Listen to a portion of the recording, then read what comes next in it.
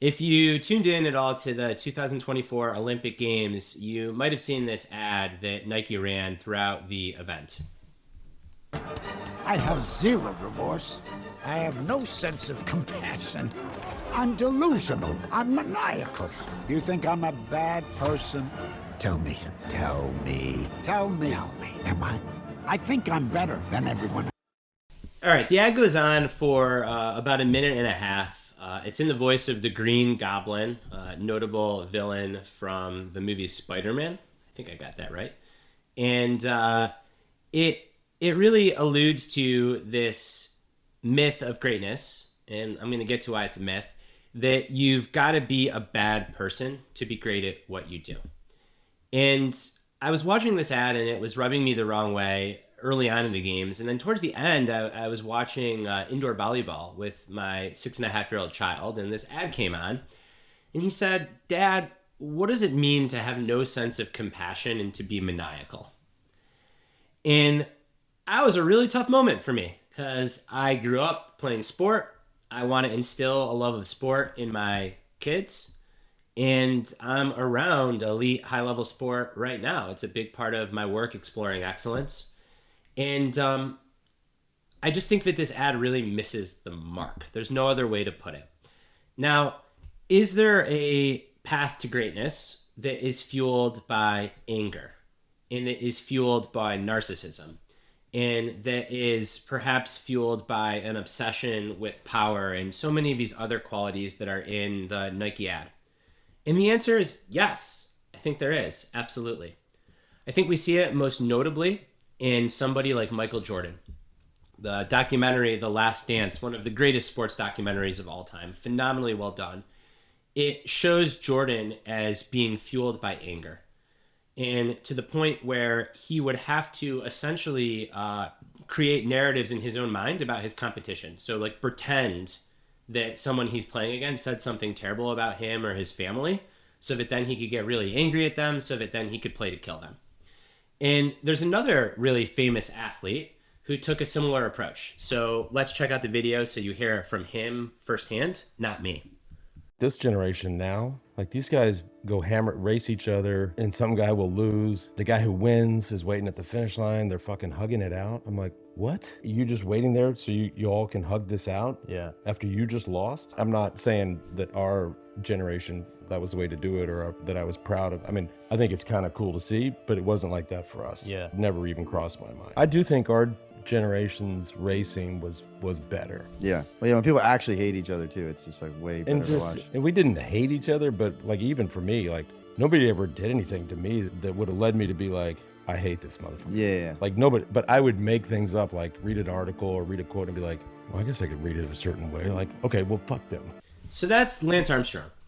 And Lance Armstrong is one of the most infamous cheaters in the history of sport for two reasons. First, he was doped to the gills as he was winning his Tour de France championships.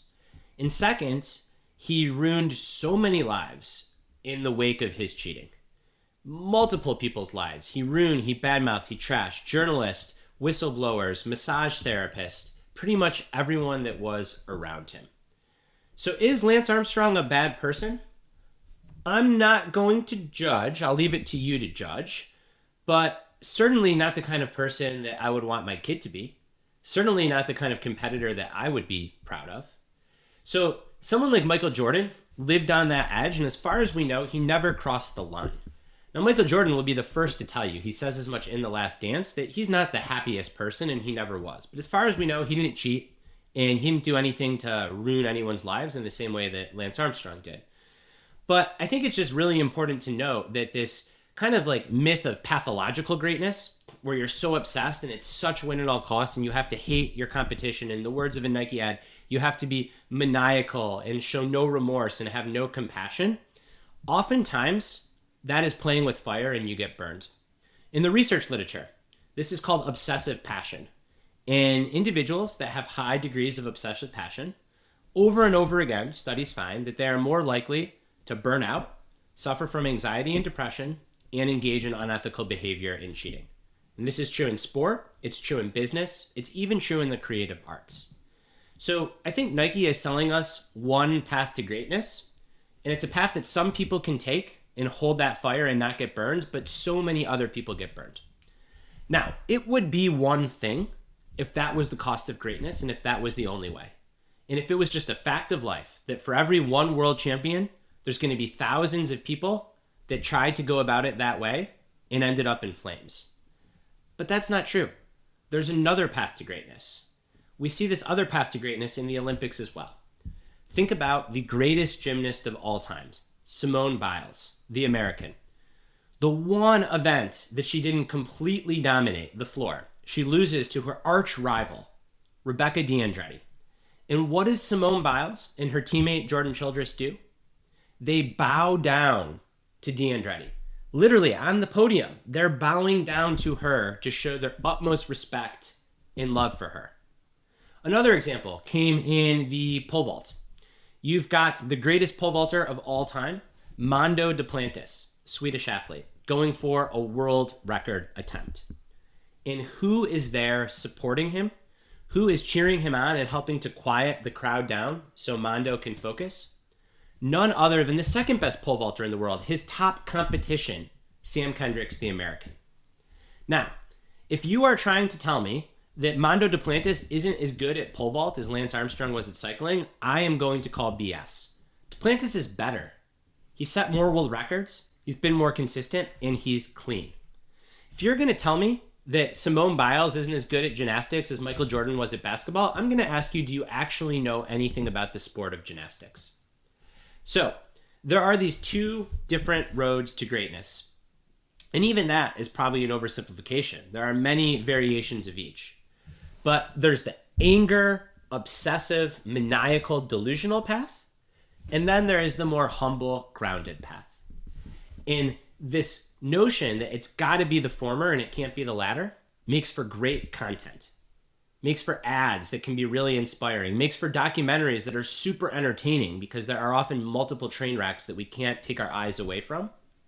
But it doesn't actually make for great athletes, or great business people, or great authors, or great physicians, or great parenting, okay?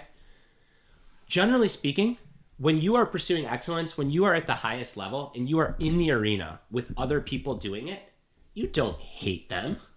You don't have to create stories to be angry at them. You respect them because you know that they also get it, that they're doing the same hard stuff that you are. That mutual respect, it doesn't mean that when you step onto the playing field, or if you're Simone Biles and you get on the mat, or you're Mondo Duplantis and you pick up that pole, it doesn't matter that you, in that moment, don't want to kill the other person and don't want to beat them. Of course you want to beat them. You are a competitor, right? All these armchair experts that say, oh, you know, this generation they're too easy on each other. Bullshit. Simone Biles and Mondo Duplantis are breaking records that the old generation set, and they're not cheating. So I don't think they're worse than y'all were. I think they're probably better. But what's changed is that they've adopted this other route to greatness, this route to greatness that is born out of respect, groundedness, and humility. And this ability that is very mature to turn on the switch, to say, now is the time to compete. And when it's time to compete, yeah, I want to win, and I am going to give it my all to win. But I can do that while respecting you. And when the competition is over, I can hug you, and I can shake your hand, and I can even bow down to you. Because I know just how hard it is, just how hard this thing that we are doing is. So, most of us can't relate to being the best in the world. But so many of us want to pursue greatness in our own respective pursuits.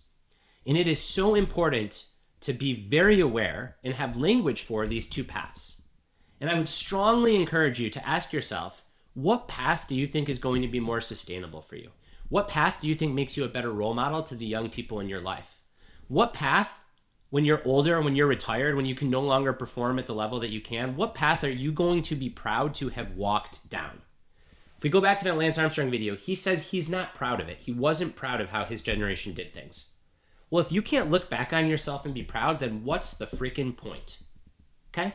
Is it worth it in that moment of glory to be a cheat? Of course not. Is it worth it to rip the shirt off your competitor's back because you hate them so much, but then you look back and you say, yikes, like that person was kind of a douche? No, of course not. And I want to be clear. because it's so important to be explicit here. If you are watching this and you are thinking, blah, blah, blah, this all sounds nice, but that's just the cost of being great, and Brad doesn't know anything about being great. Few things. First thing I'll say, I've written 4 books, 2 have been bestsellers, sold over 500,000 copies. That puts me in the top 0.5% of authors in this country. I don't have the data, but probably in the top 0.5% of authors in the world. So I'm pretty good at my craft.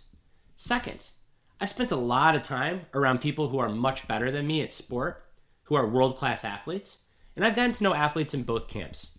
And I can tell you from firsthand experience, athletes who pursue the fueled by anger camp, they are significantly more depressed and prone to burnout than athletes who pursue the fueled by respect and admiration and trying to get the best out of themselves path. We can go all the way back to the very, very beginning of competition, to the word compete itself, the etymology of which comes from the Latin co, which means together or with, impetriere, which means to rise up. So the essence of competing is to rise up together.